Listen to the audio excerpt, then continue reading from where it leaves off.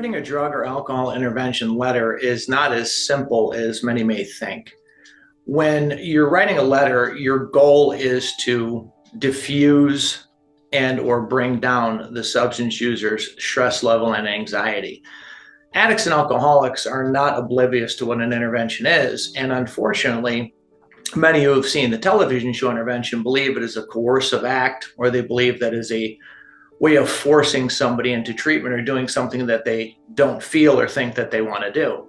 So when we write the letter, although the professional interventionists will use evidence-based communication skills such as motivational interviewing, motivational enhancement therapy, etc., the letters are designed to get them into a mindset to start absorbing conversation. So when you think about an intervention letter, it has three parts. The first is the connection. That is the part where the substance user is thrown off guard. They hear love, they hear affirmation, they hear how they're missed, they hear many good things about themselves, and they see a family who remembers things they didn't think they ever remembered or thought about or cared about. The second part of the letter is what I believe to be the meat and potatoes section, which is the apology. Many interventionists use this section to point out the flaws, the character defects, and the bad things that the substance user did, which has caused for the intervention to take place. What that letter should consist of is an apology from the family. And many people struggle with that. They can't see why they would need to apologize for anything.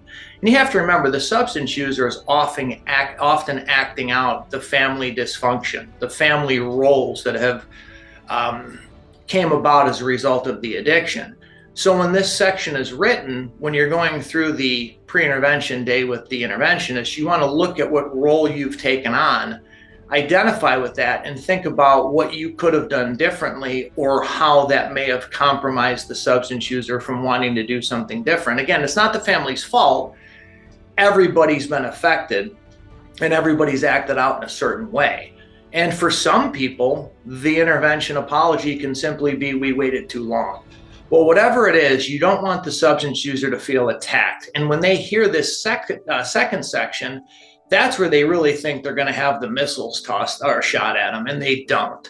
And it brings them down even another notch, most often to a place of emotion and sometimes even tears. The third part of the letter is very simple. It's a request for help. Now, what's important about this section is you don't have to get into specifics. The interventionist will do that. You don't have to go into quantifying length of stay of treatment, saying you're going for 90 days, etc. You don't lie ever, but you can be vague and simple requests for help. But you also want to remind them that you're getting help too, and that you want them to join you in the recovery journey simultaneously together so that both sides can get well. So many times the substance user goes off to treatment and the family does not. And our family recovery coaching curriculum is going to be the stepstone for your recovery.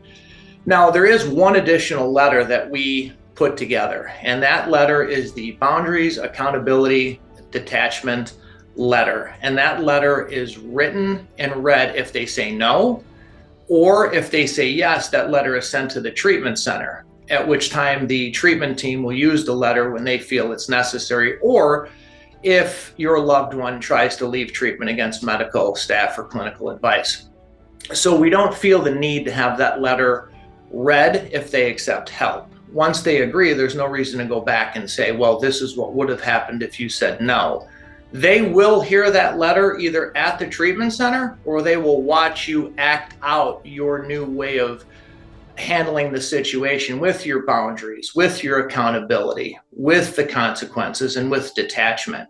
So whether it's heard or not, you will be shown and guided on how to change how you've done things so that you can prevent yourself from ever going back to the way it was. So when you think about the intervention letter, it's very important that a professional guides you. And one of the things that we do is when families retain our services, we send them letter writing instructions. They start working on their letter. And then after we arrive, we go through those letters with the family to ensure that they're written in such a way that will engage their loved one and give us the best possibility that their loved one accepts help.